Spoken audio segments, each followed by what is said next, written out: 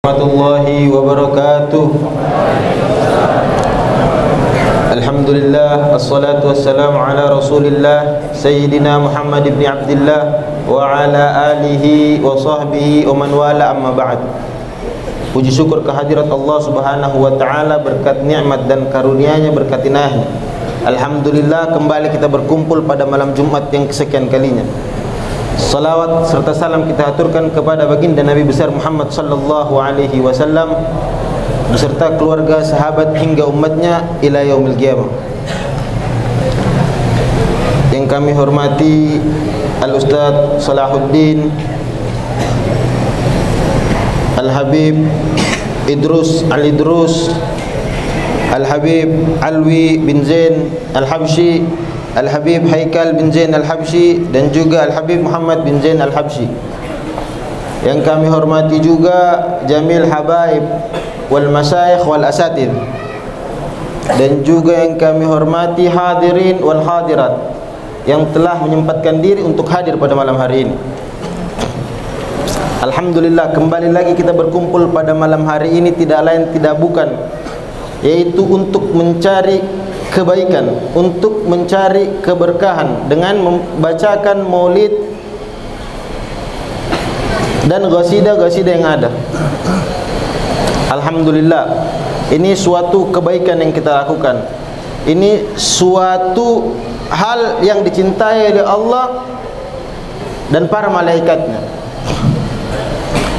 Alhamdulillah, kita semua yang hadir pada malam hari ini masih sadar bahwasanya memang kita hidup di dunia ini harus kita melakukan kebaikan atau ikut di dalam tempat-tempat yang ada keberkahan di dalamnya. Dan juga kita masing-masing individu daripada kita masing-masing mempunyai tanggung jawab yang memang diwajibkan untuk kita tanggungi tanggung jawab tersebut. Seumpamanya sebagaimana yang terjadi di daerah di luar kota Palu, pembuatan video-video di luar atau video-video yang dilarang oleh syariat. Terjadi beberapa anak muda melakukan hal tersebut di dalam rumah kosong untuk pembuatan video-video zina. Ini penurunan kualitas terhadap anak-anak muda di Indonesia. Penurunan kuantitas. Mereka rela bolos sekolah untuk melakukan hal tersebut.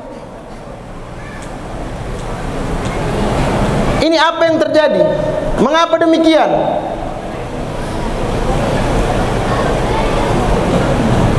Karena lingkungan hidup mereka tidak menekan kepada para pemuda untuk belajar dan berbuat baik.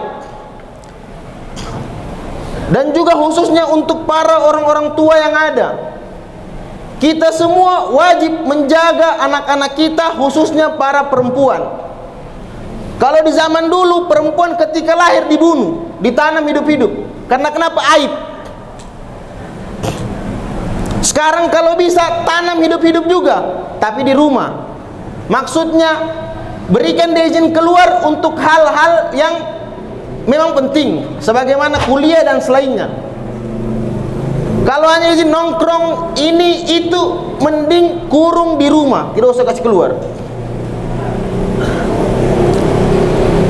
Alhamdulillah, kita kembali lagi berkumpul pada malam ini. Tidak lain tidak bukan yang pertama akan kita dengarkan pembacaan kitab yang akan dipimpin oleh Al-Habib Alwi bin Zain Al-Habsyi, alaihi falyatafaddal mashkuran wa ma'juran.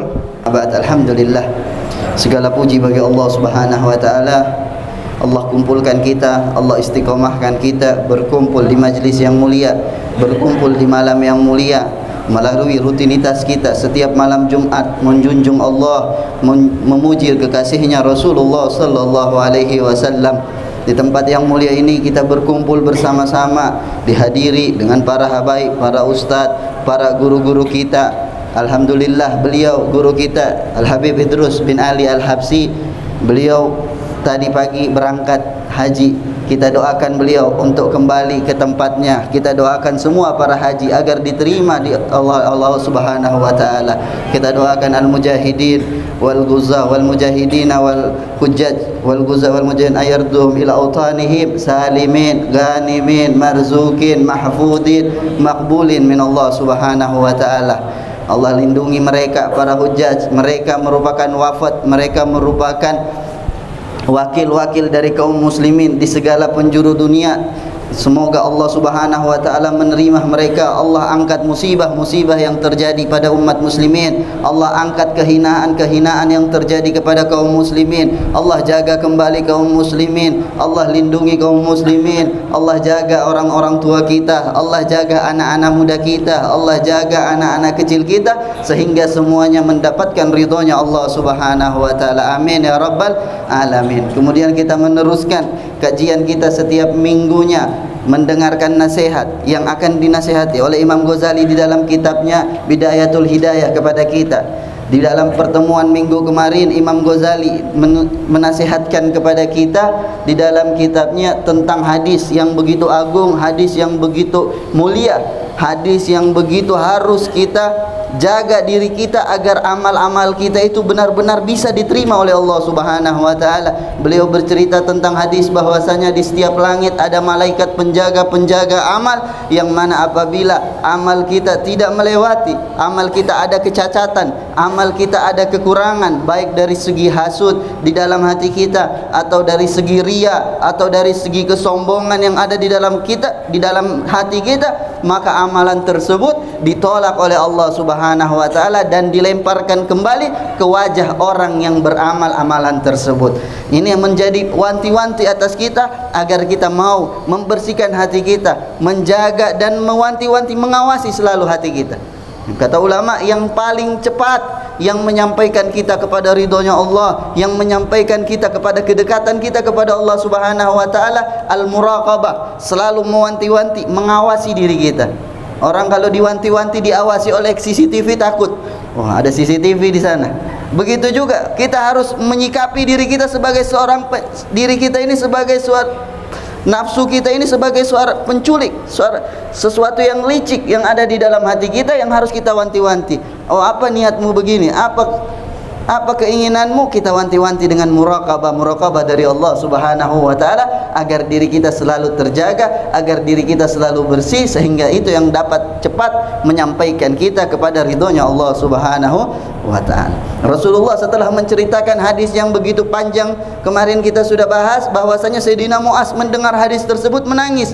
Sayyidina Mu'az mengatakan, ya Rasulullah, itu engkau Rasulullah, saya ini Mu'az, apa yang bisa saya lakukan? Rasulullah sudah menasihati Sayyidina Mu'az bahwasanya ikuti beliau, ikuti Rasulullah sallallahu alaihi wasallam agar amal kita selamat. Walaupun di dalam amal kita ada kekurangan, jaga lisan kita. Jadi pembahasan di minggu kemarin terhenti di situ. Jaga lisan kita daripada mencela, menyakiti orang-orang yang penghafal Al-Quran, para ulama. Kita jaga lisan kita, kita jaga jempol kita, ketikan kita untuk menjatuhkan mereka, untuk menghina, apalagi menghina ataupun menjelek-jelekan mereka. Itu merupakan, kemarin kita sudah bilang di dalam hadis qudsi Allah berfirman, itu merupakan tanda pengumuman peperangan dari Allah subhanahu wa ta'ala. Jaga lisan kita, jaga dari orang muslim, kita jaga. Kita diminta untuk menjaga, apalagi daripada orang-orang ulama, orang-orang soleh, orang-orang para aulia, orang-orang besar. Kita di zaman sekarang lihat full internet kita dengan itu. Ada yang menjatuhkan para imam haddad, ada yang menjatuhkan ini, ada yang menjatuhkan ini dengan gampang. Ini bukan orang-orang yang sembarang. Ini bukan orang-orang yang kalau kita yang dijatuhkan masih gampang, masih enteng. Kita manusia, mereka ini orang-orang yang sangat tinggi kemuliaannya di sisi Allah subhanahu wa ta'ala. Kalau tidak percaya, baca biografi mereka. Iqra' tarajumihim, ta'rif tarahumihim. Baca terjemah mereka, kalian akan tahu bagaimana merahmati mereka. Kalau kita sudah tahu mereka, baru kita bilang rahimallahu mereka, Allah merahmati mereka, Allah mengagungkan mereka. Karena kita tahu. Kalau kita tidak tahu, gampang kita untuk menjatuhkan mereka. Jadi karena ketidaktahuan kita terhadap sosok mereka, terhadap keagungan mereka, jadi gampang kita untuk menjatuhkan. Jadi sampai situ. Kemudian kata Rasulullah menasihati Sayyidina Mu'az setelahnya, kata Sayyidina Mu'az, wahmil dzunubaka alaik wala tahmilha alaihim. Pikul dosamu itu kepada dirimu, jangan kau pikul dosamu kepada orang lain. Ketika kau membuat kesalahan, kau cari bagaimana kesalahan ini untuk tertimpa orang lain. Bukan saya ini begini. Kata Rasulullah, sudah ihmil dzunubak alaik. Pikul dosamu atasmu. Pikul sendiri dosamu. Jangan kau pikulkan dosamu kepada orang lain. Jangan kau bebankan kesalahanmu kepada orang lain, kata Rasulullah. Wala tuzakki nafsak bidzammihim. Jangan engkau mensucikan dirimu dengan mencaci mereka. Jangan engkau mensucikan dirimu dengan menjelekkan orang. Kita mau mensucikan diri dengan cara menjelekkan orang lain. Biar kita dilihat suci, biar kita dilihat bagus dengan cara merendahkan, menjelekkan orang lain. Wala tarfa nafsak alaihim. Jangan engkau angkat dirimu atas mereka. Wala tudkhil amalad dunya fil amalil akhirah. Jangan kau campurkan amal dunia di dalam amal akhirat. Kau campurkan niat yang amalan yang khusus untuk Allah, amalan yang kita pakai untuk mencari ridha Allah, engkau campurkan niat duniawi di situ. Amalan-amalan akhirat yang dengannya kita bisa sampai kepada ridhonya Allah, yang dengannya kita bisa dekat kepada Allah, yang dengannya kita bisa menjadi orang yang dicintai oleh Allah, tapi karena ada niat duniawi di situ, niat duniawi, niat yang jelek di dalam amalan tersebut, sehingga amal tersebut itu yang menjadikan kita dimurkai oleh Allah Subhanahu wa taala, dijauhi oleh Allah, dibenci oleh Allah Subhanahu wa taala. Jangan engkau masukkan amalan dunia di dalam amalan akhiratmu. Wala tatakabbar fi majlisika likay yahdharun nas min su'i khuluq. Jangan engkau bersombong diri di dalam perkumpulan-perkumpulanmu. Jangan engkau sombong, jangan engkau angkat dirimu di dalam perkumpulanmu, agar orang-orang tidak menjauhi daripada keburukan akhlakmu. Wala tunaji rajulan wa indaka akhar. Ini akhlak-akhlak nabawi. Ini akhlak-akhlak yang sangat terpuji. Orang-orang sekarang, zaman sekarang banyak yang ingin mengajarkan kita. Seperti yang kita bilang di minggu kemarin, orang ingin mengajarkan kepada kita bagaimana cara menjadi manusia dengan adalah perkumpulan hak asasi manusia. Orang mengajarkan kita bagaimana memuliakan perempuan dengan adanya hak-hak perempuan. Tidak perlu. Untuk apa kita ini muslim? Kita ini yang mengajarkan kita langsung yang menciptakan perempuan, yang menciptakan manusia, yang mengajarkan kita untuk bagaimana hak-hak kita kepada manusia. Ini semua akhlak nabawi. Rasulullah diutus untuk akhlak. Baru kita mengambil akhlak dari orang kafir. Baru kita mengambil cerminan dari mereka. Mereka yang bercermin kepada kita kalau kita muslim. Mereka yang harusnya bercermin kepada kita. Kita menjadi sumber akhlak karena Nabi kita menjadi pembawa akhlak kepada muka bumi ini. Jadi ambil. Mereka yang harusnya mengambil akhlak dari, bukan kita yang ambil akhlak dari mereka. Bukan mereka yang mengajarkan kita, tapi karena kejauhan kita, tapi karena kita toledor, tapi kita kena kekurangan kita tinggalkan akhlak-akhlak Rasulullah, kita tinggalkan pikiran-pikiran yang dibawa oleh Rasulullah, kita tinggalkan ilmu-ilmu yang dibawa oleh Rasulullah sallallahu alaihi wasallam, sehingga kita buta dan kita mengikuti apa yang kita lihat, kita yang mengikuti apa yang kita dengar di dalam internet, yang kita lihat di dalam televisi, di dalam media sosial, itu yang kita ikuti. Kita buta daripada akhlak Rasulullah. Kalau kita lihat bagaimana Rasulullah, akhlak Rasulullah, sikap Rasulullah, kita akan mengikuti Rasulullah karena keindahan semuanya ada pada diri Rasulullah sallallahu alaihi wasallam. Kemudian Rasulullah berkata kepada Sayyidina Muaz, "Wala tunaji rajulan wa indaka akhar." Jangan engkau berbisik kepada seseorang, ada orang ketiga di situ.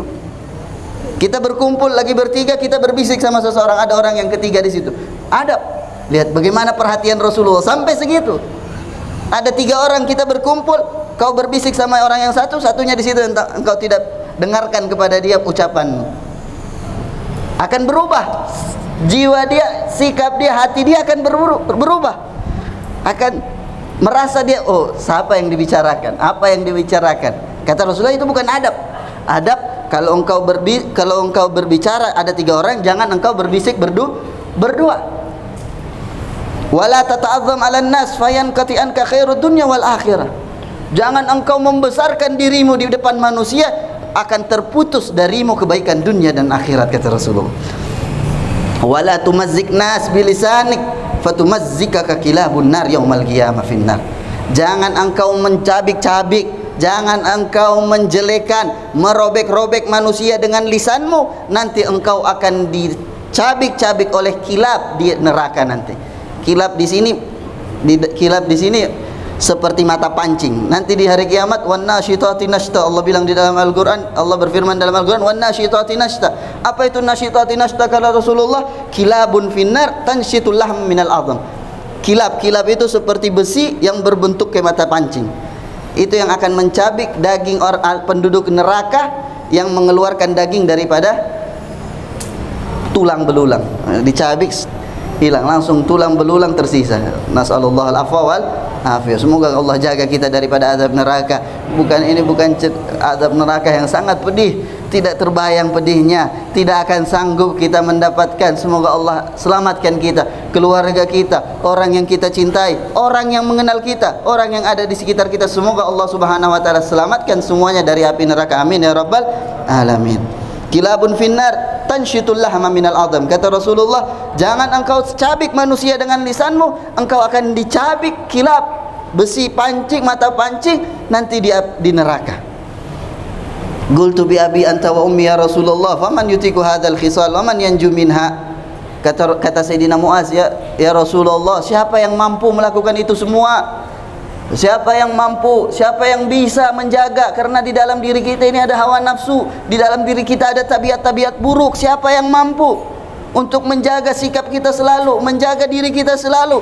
Kata Rasulullah sallallahu alaihi wasallam, innahu yasir liman yassarahullah. Gampang bagi yang digampangkan oleh Allah Subhanahu wa ta'ala. Makanya selalu mohon kepada Allah Subhanahu wa ta'ala, selalu mohon kepada Allah agar digampangkan, agar dibantu kita untuk menjauhkan kita dari hal-hal yang buruk. Kalau kita dhaif, kita lemah, tapi kalau kita bersandar kepada yang kuat, sa'awi ila ruknin sadid, kata Nabi, sa'awi ila ruknin, saya akan bersandar kepada tiang yang paling kokoh.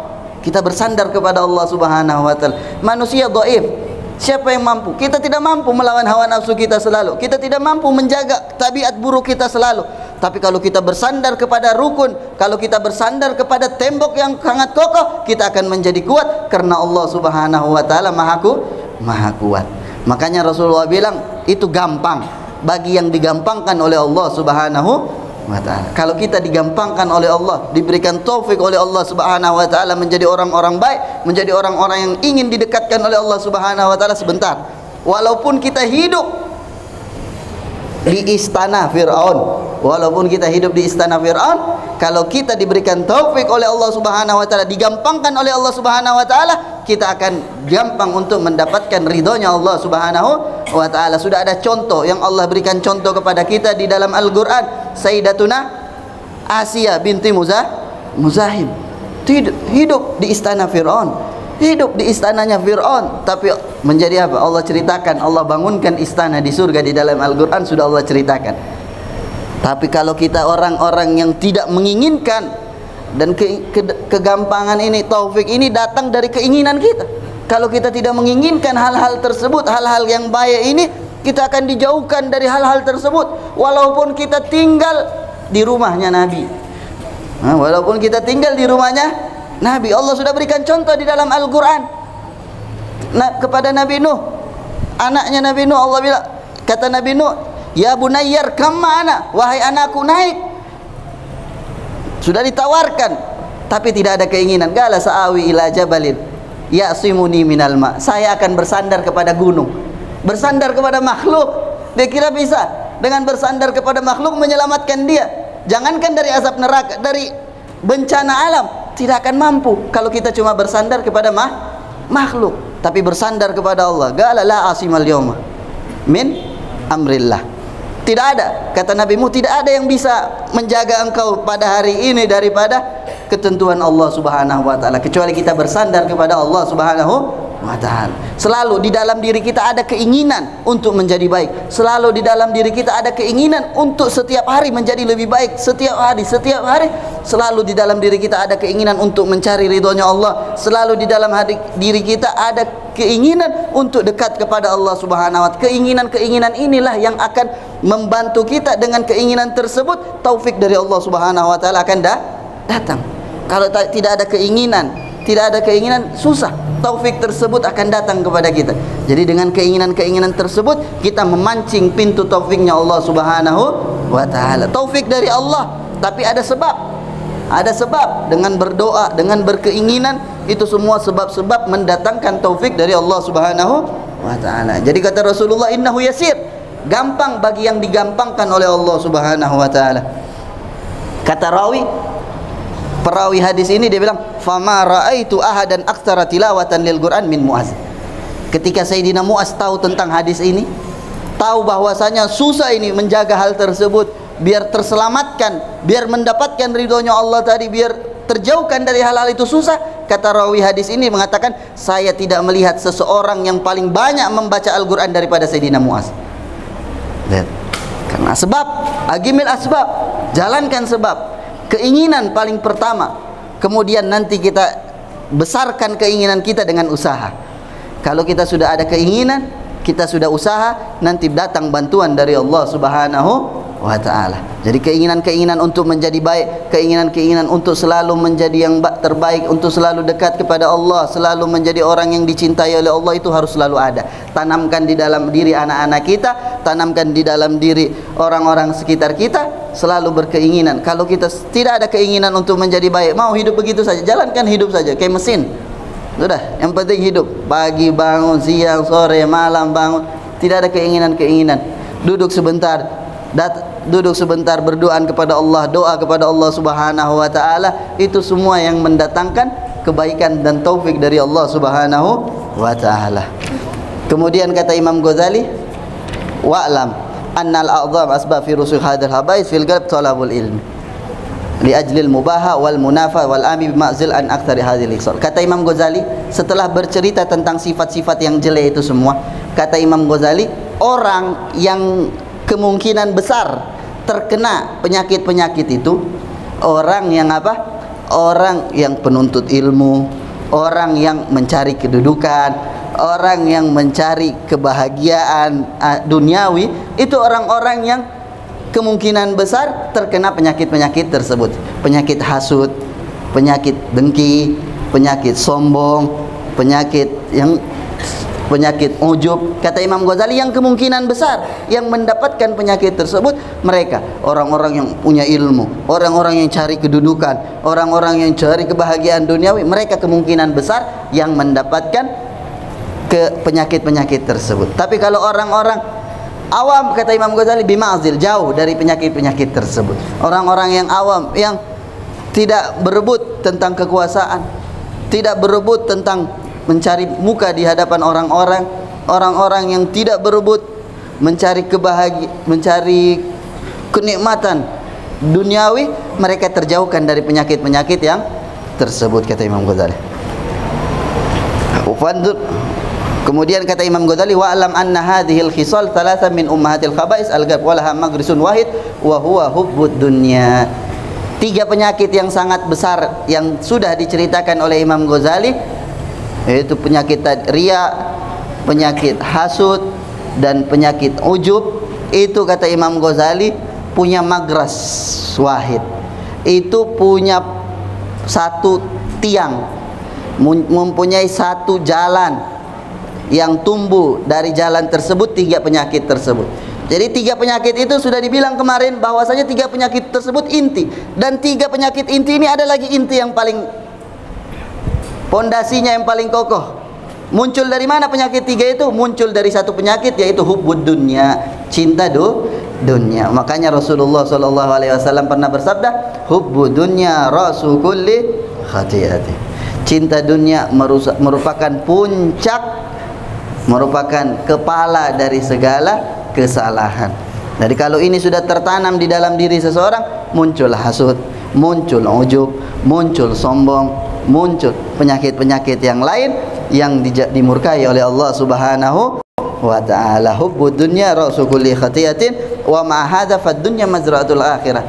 Hubbud dunya, cinta dunia. Cinta dunia bukan berarti kita tidak cinta, bukan berarti kita tidak boleh mengambil dunia. Cinta dunia yang mazmum, dunia tidak semuanya mazmum. Kalimat dunia di dalam hadis, kalau di dunia, di hubbud dunia, cinta dunia, artinya yang mazmum. Jadi dunia yang mazmum itu kata ulama yang menjerumuskan kita ke dalam kesalahan, ke dalam maksiat, atau yang menjauhkan kita atau yang mengakhiri kita dari perbuatan yang mulia. Itu dunia yang jelek. Jadi ketika cinta dunia, kata Habib Alil Masyhur rahimahullah, ketika bercerita tentang hadis ini, siapa yang bilang saya tidak cinta dunia? Siapa yang bilang tidak cinta dunia, kata Habib Alil Masyhur?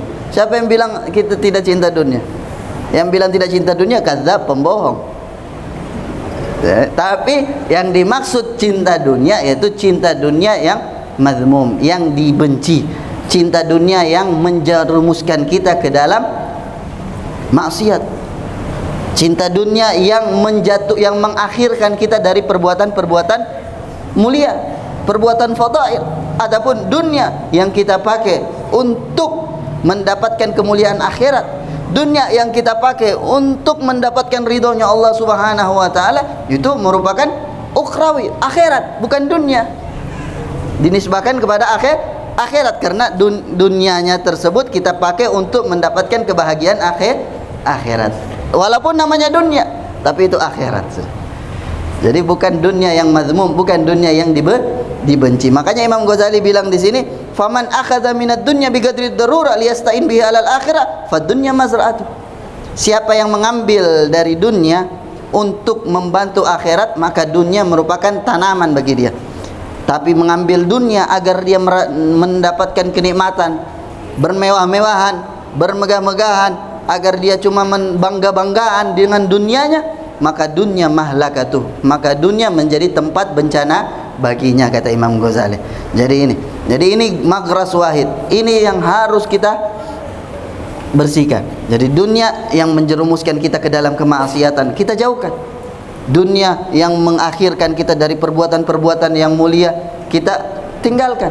Tapi dunia yang kita pakai untuk memberi nafkah kepada keluarga kita, untuk kita pakai untuk bersedekah, untuk kita pakai untuk membahagiakan orang lain, untuk membantu orang lain, itu semua merupakan dunia yang dicintai, dunia yang ukhrawi, dunia yang merupakan dunia akhirat kita. Jadi ini, semoga Allah jauhkan kita dari cinta dunia yang dibenci oleh Allah Subhanahu wa taala. Allah jauhkan kita daripada sifat-sifat yang dibenci oleh Allah Subhanahu wa taala. Allah bersihkan hati kita, Allah angkat derajat kita, Allah terima amalan-amalan kita. Kalau amalan kita diterima walaupun sedikit, itu merupakan tanda yang baik, yang sangat besar di sisi Allah Subhanahu wa taala. Hadis-hadis kemarin bercerita tentang amalan yang tertolak. Makanya ada seorang imam di Tahrim, Imam Umar Al-Mahdar berkata, kalau saya tahu satu tasbihku diterima oleh Allah Subhanahu wa taala, artinya apa? Lewat 7 langit tadi. Langit pertama diperiksa lewat, langit kedua sampai kepada Allah Subhanahu wa taala diterima. Satu tasbih saja saya akan memberi makan satu kota Tahrim 1 minggu, di dalam riwayat 10 hari daging sama roti setiap hari. Kenapa? Kalau kita diterima oleh Allah Subhanahu wa taala, berarti tandanya kita orang-orang yang bertakwa. Innama yataqabbalullahu minal muttaqin. Sesungguhnya Allah hanya menerima dari orang-orang yang bertakwa. Jadi ini tanda yang besar kalau amalan kita diterima oleh Allah Subhanahu wa taala, tandanya bahwa kita orang-orang yang bertakwa, yang makbul di sisi Allah Subhanahu wa taala. Amin ya rabbal alamin. Semoga semua amal kita diterima oleh Allah Subhanahu wa taala. Sallallahu alaihi wasallam Muhammad nabiyil ummi wa ala alihi wasallam. Alhamdulillahi rabbil alamin wa la minkum.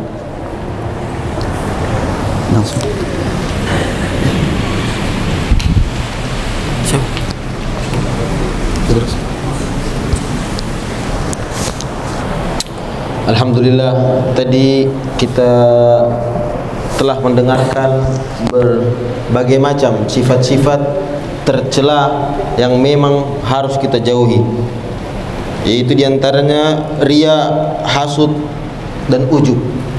Ketiga sifat tersebut timbul daripada satu induk, yaitu hubbud dunia.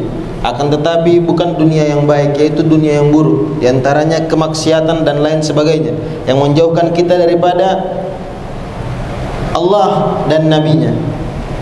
Dan juga tadi kita mendengarkan bahwasanya niatkan segala perbuatan baikmu ittiba bir Rasulillah, atau mengikuti perbuatan Nabi Muhammad sallallahu alaihi wasallam. Dan juga tadi kita dengarkan bersama-sama, hidup seakan-akan engkau diintai oleh CCTV. Kalau zaman sekarang, kita apabila ingin melakukan suatu perbuatan yang buruk, kita larikan orang-orang di sekitar kita, orang tua kita, orang-orang yang peduli terhadap kita, kita larikan, kita sembunyi-sembunyi. Akan tetapi kita tidak sadar bahwasanya Allah Subhanahu wa taala melihat apa saja yang telah kita perbuat. Dan nanti di akhirat kelak akan dipaparkan fulan bin fulan, ini yang telah dilakukan di dunia.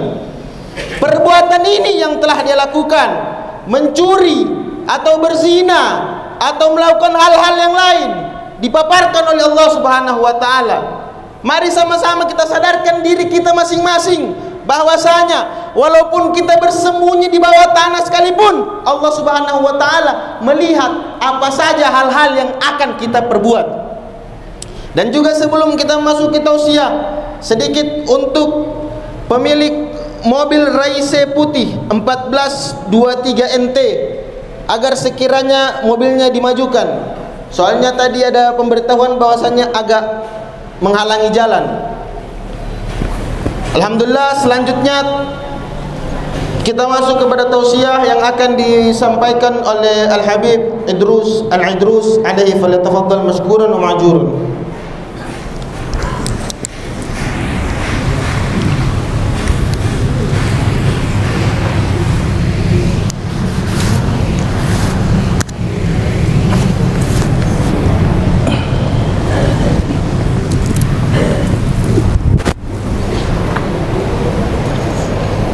Assalamualaikum warahmatullahi wabarakatuh.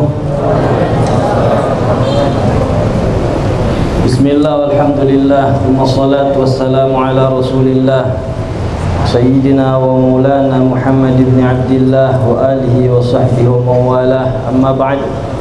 Subhanaka la ilma lana illa ma'allamtana innaka antal alimul hakim. Rabbi shrah li sadri wa yassir li amri wa hlul 'uqdatam min lisani yafqahu qawli. Alhamdulillah, limpahan syukur tidak putus-putusnya kita haturkan kehadirat Allah Subhanahu wa taala yang masih memberikan kita, meringankan langkah kaki kita hadir di majlis yang mubarakah. Salawat salam semoga senantiasa tercurahkan keharibaan junjungan kita Nabi besar Muhammad sallallahu alaihi wasallam serta para sahabat wal qarabah dan pengikut-pengikut beliau yang setia hingga akhir zaman. Hadirin hadirat jamaah majlis Rasulullah sallallahu alaihi wasallam yang dimuliakan oleh Allah Subhanahu wa taala. Alhamdulillah, telah kita dengarkan tadi bersama-sama nasihat-nasihat agama yang disampaikan oleh guru kita Sayyid Alwi bin Zaid Al-Habsyi, membacakan kitab Al-Bidayatul Hidayah, sebuah karya yang sangat luar biasa dari Hujjatul Islam Al-Imam Al-Ghazali. Semoga apa yang disampaikan bisa mendatangkan manfaat untuk kita sekalian. Dan nasihat-nasihat tadi itu sudah Masya Allah sudah lebih dari cukup.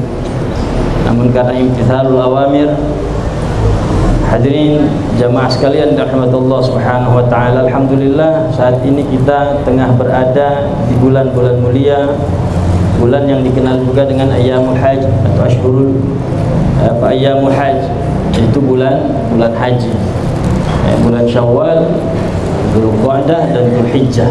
10 pertama di bulan Dzulhijjah, yang mana di bulan ini Allah Subhanahu wa taala mewajibkan kepada hamba-hambanya yang tertentu saja, hamba-hambanya yang tertentu untuk menunaikan rukun Islam yang kelima, yaitu ibadah haji. Dan alhamdulillah guru kita Al-Habib Idrus bin Ali Al-Habsyi pada hari ini tadi sedang melakukan safar berangkat untuk menunaikan kembali ibadah haji.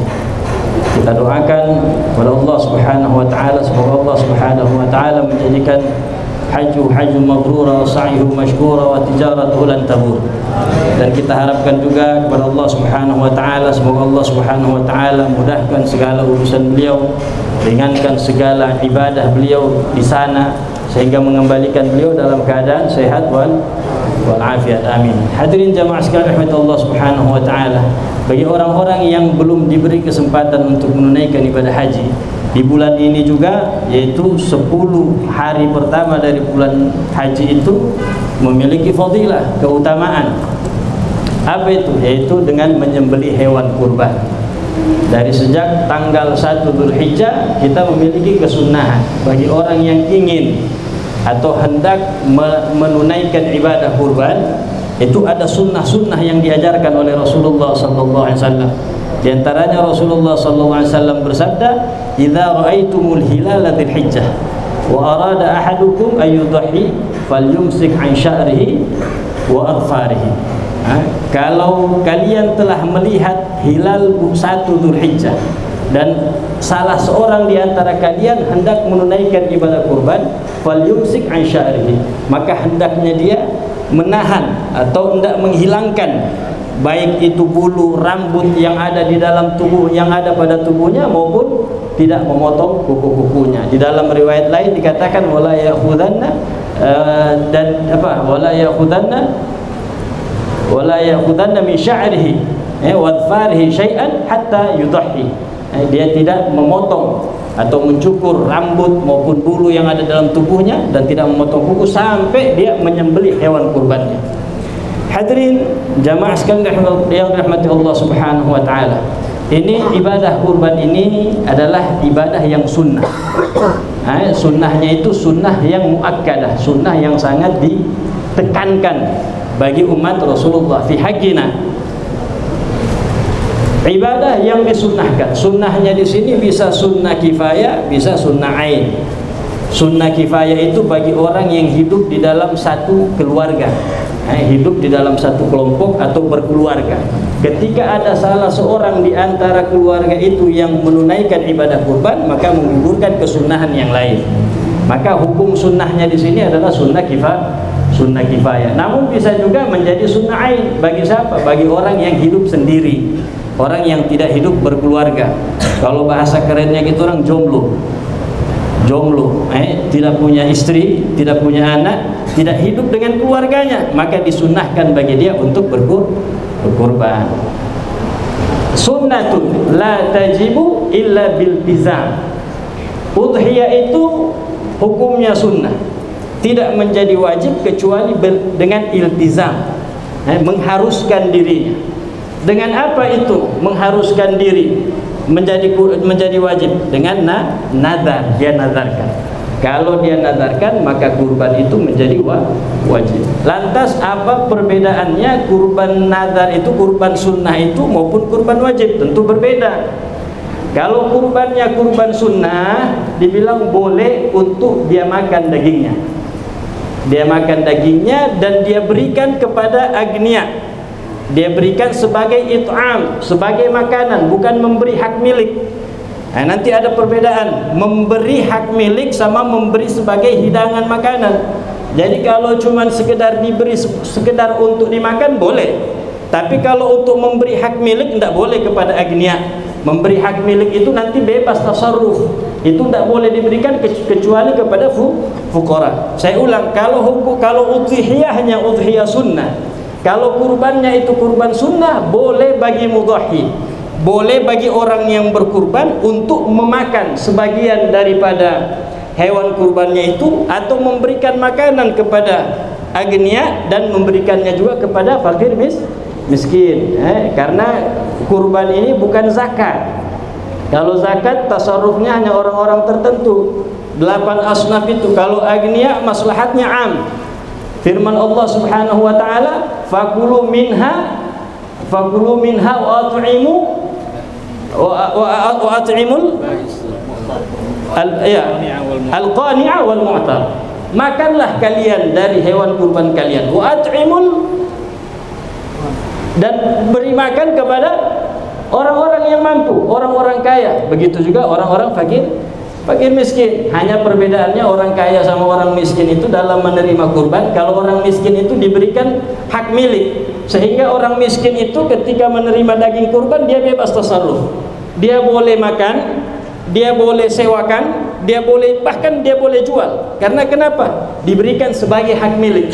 Kalau agniya untuk menerima kurban itu dia hanya bisa satu saja, yaitu untuk memakannya, tidak untuk yang lain. Hadirin jamaah sekalian rahmati Allah Subhanahu wa taala.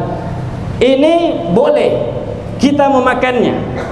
Tentu yang afdal mensedekahkan keseluruhannya, kecuali luqaman, kecuali beberapa potong saja, suapan. Untuk apa? Untuk mengambil keberkahan daripada hewan kurbannya. Jadi memang disunnahkan. Bukan serta-merta kita orang potong kurban sunnah lantas tidak mau makan. Enggak, saya tidak mau makan karena saya yang kurban. Kalau kurbannya sunnah, maka sunnah memakannya. Sebagaimana Rasulullah SAW itu memakan hewan kurbannya dan dipilih daging terbaik, yaitu hatinya, hanya beberapa potong saja. Dan afdal lagi boleh kita bahagi 3. Sepertiga untuk kita konsumsi sendiri, sepertiga untuk diberikan kepada agniya, dan sepertiga untuk fuqara. Ala kulli hal, yang wajib daripada hewan kurban itu ada, walaupun hanya sedikit yang disedekahkan kepada fuqara. Walaupun hanya sedikit, itu wajibnya. Kalau hewannya kurbannya kurban sunnah. Kalau kurbannya kurban wajib, maka tidak boleh bagi mudhahi, orang yang berkurban itu, untuk memakannya walaupun hanya sedikit. Wajib disedekahkan secara keseluruhan. Hadirin jamaah sekalian rahmatullah subhanahu wa ta'ala. Kemudian hewan-hewan yang diperbolehkan untuk dikurbankan, la tujzi illa min ibilin. Hewan-hewan itu yang dikurbankan, yang dijadikan sebagai hewan kurban, itu hanya sebatas hewan-hewan tertentu. Min ibilin, dari spesies onta, wa baqarin, begitu juga sapi, wa ghanamin, begitu juga kambing. Kalau kerbau itu masuk, mungkin bisa masuk spesiesnya sapi, boleh. Kalau masuk spesies sapi maka boleh-boleh saja. Tapi selain ini tentu tidak boleh. Kemarin ada pertanyaan, ada seorang dari pulau, dia bilang, Habib, kita orang ini orang pulau, tidak suka makan daging kambing, tidak suka makan daging sapi, boleh tidak kita orang kurban pakai ikan, karena orang pulau sukanya ikan. Ini agama bukan soal suka atau tidak suka, tapi ta'abbud, ikhtisaran, anil warid fiha anin Nabi sallallahu alaihi wasallam wa ashabi. Kenapa harus onta, sapi maupun kambing? Ikhtisar. Karena yang dikerjakan oleh Rasulullah dan para sahabat-sahabatnya hanya itu. Kemudian begitu banyak pertanyaan-pertanyaan. Boleh tidak disedekahkan secara masak, kalau kita orang masak dulu? Jadi sebenarnya mensedekahkan atau membagikan hewan kurban itu harusnya secara mentah, bukan masak. Beda kalau akikah. Kalau akikah sunnahnya kita sembelih, kita masak. Masak afdal mengantarkan, undang boleh-boleh juga, yang penting dimasak. Kalau dia kurban itu harusnya diberikan secara mentah. Tapi kalau dimasakkan tentu lebih baik lagi, Habib. Ala kulli hal, sebagaimana yang saya katakan tadi, kalau kurbannya sunnah, wajib ada yang disedekahkan secara mentah, walaupun hanya sedikit. Selebihnya antum masak, bagi-bagi sama orang, tafadhal, silahkan. Wajibnya harus ada yang disedekahkan walaupun hanya sedikit. Kalau hewannya kurban sunnah. Begitu banyak pertanyaan, kenapa begini, kenapa begini. Jadi agama ini, Islam ini adalah agama yang begitu sangat menekankan kita untuk berfikir. Afala tatafakkarun, afala tatafakkarun. Tapi tidak semua hukum-hukum di dalam agama itu wajib harus ada jawabannya. Kadang memang murni karena ta'abbud, karena untuk beribadah kepada Allah Subhanahu wa taala. Saya kasih contoh, misalnya masalah iddah. Kita sedikit ke masalah iddah. Iddah itu ketika seorang berpisah atau orang ditinggal mati, seorang perempuan ditinggal mati oleh suaminya, kan wajib iddah itu. Wajib untuk tidak menikah kepada orang lain. Apa manfaatnya iddah itu? Apa tujuannya iddah itu? Untuk mengetahui rahimnya perempuan itu bersih daripada janin. Tujuannya hikmah apa? Tujuannya iddah sebenarnya itu. Tapi bisa saja iddah itu tidak ada. Jadi iddah itu kalau orang menikah suami istri, lantas tiba-tiba dia ceraikan istrinya, dakhala bihinna aula. Lihat dia sudah dukhul atau belum. Kalau dukhul wajib ada iddahnya, karena memang bisa dijawab dengan jawaban-jawaban. Kenapa wajib iddah? Karena supaya ditunggu rahimnya suci dari janin. Kalau misalnya belum didukhul, tidak ada iddahnya. Habis nikah, misalnya saya terima nikahnya fulana binti fulan dengan mahar sekian. Habis itu dia tolak, dia cerai istrinya. Ada iddahnya? Tidak ada iddahnya. Kenapa? Karena belum didukhul. Tapi kalau iddah wafah, mau didukhul atau tidak didukhul, tetap wajib ada iddahnya. Bahkan bukan cuma iddah, tapi wajib ada ihdad. Berapa? 4 bulan 10 hari kalau dia itu orang yang merdeka. Habis dia nikah, saya terima nikahnya fulana binti fulan dengan mahar sekian, meninggal dunia, maka si perempuan tetap wajib ada iddahnya. Loh, kenapa? Kan belum didukhul. Ta'abbud. untuk menjalankan perintah Allah Subhanahu wa ta'ala. Jadi tidak semestinya, tidak semuanya hal-hal yang berhubungan dengan hukum syariat itu wajib ada jawabannya. Kenapa mesti begini, kenapa mesti begini. Jadi kita i'tirad sama hukum Allah Subhanahu wa ta'ala. Sementara Allah Subhanahu wa ta'ala itu la yus'al amma yaf'al. Allah itu tidak ditanya, wa hum yus'alun. Tapi yang ditanya itu kita. Di dalam masalah-masalah hukum yang lain, di dalam faraid itu ada pembagian lidzakari mithlu hadzil unthayain. Bagiannya laki-laki itu 2 kali dari bagian perempuan. Ada satu santri datang sama saya, Habib, kata nenek saya ini, neneknya itu dia bilang, saya tahu itu bagiannya laki-laki harus 2 kali lebih besar daripada perempuan, tapi saya merasa tidak adil. Saya jawab, ngana nenek lebih adil dari Allah. Kau punya nenek lebih adil dari Allah Subhanahu wa ta'ala. Tentu Allah Subhanahu wa ta'ala tidak butuh alasan dalam menjadikan sesuatu, tapi dia Allah Subhanahu wa ta'ala selalu menyimpan hikmah di balik setiap sesuatu. Betul tidak? Laki-laki itu baru lahir saja, ternyata di situ ada hikmahnya. Laki-laki itu baru lahir sudah dibebani dengan 2 ekor kambing. Perempuan satu. Di samping itu ada upaya-upaya, usaha-usaha. Dia wajib nafkah, wajib ini, wajib ini untuk istri-istri. Hadirin hadirat jamaah sekalian rahmatullah Subhanahu wa ta'ala. Jadi persoalan udhiyah ini, persoalan kurban ini memang ada bagian-bagian atau hewan-hewan yang telah ditentukan oleh syariat. Tentu kita orang kalau mau berkurban, supaya kurban kita ini sempurna, maksimal, mendapatkan keutamaan, mendapatkan ganjaran yang sempurna dari Allah Subhanahu wa ta'ala, tentunya kita belajar dekat dengan ulama, hadir di majelis-majelis ilmu, karena panjang pembahasan. Kalau mau dibahas di sini saja tidak selesai ini. Ini yang kita orang bahas saja baru sedikit sekali. Jamaah sekalian rahmatullah Subhanahu wa ta'ala, mungkin ini saja yang dapat saya sampaikan. Lebih dan kurangnya saya mohon maaf. Semoga Allah Subhanahu wa ta'ala memberikan kita kekuatan dan keinginan untuk bisa berkurban. Karena kurban ini bukan cuma soal mampu, tapi memang harus ada keinginan. Memang yang disunnahkan orang yang mampu. Kalau kita orang ini rata-rata mampu, semuanya mampu, ya kan? Kita orang punya HP, tidak ada yang titut sekarang. Rata-rata Android, punya motor, punya ini, punya itu, tapi keinginan yang tidak ada. Sehingga ada orang yang sama-samakan kurban sama poligami. Ya. Sama tak kurban sama poligami? Beda. Poligami itu banyak yang tidak mampu, tapi rata-rata mau. Kalau kurban itu semuanya mampu, tapi tidak ada yang mau. Jadi mungkin ini saja dari saya, lebih dan kurangnya saya mohon maaf. Hadanallahu wa iyyakum ajma'in. Assalamualaikum warahmatullahi wabarakatuh.